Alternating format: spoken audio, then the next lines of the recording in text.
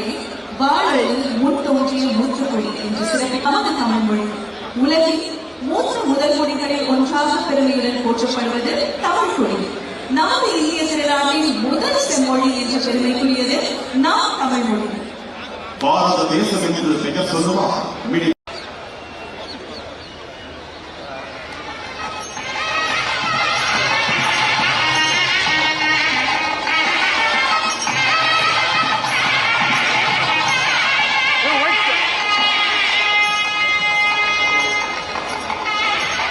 அனைவருக்கும் இனிய காலை வணக்கம். கல் தோன்றி மண் தோன்றா காலத்தை வாழல் முன் தோன்றிய மூத்தமொழி என்று சிறப்பிப்பது தமிழ் மொழி.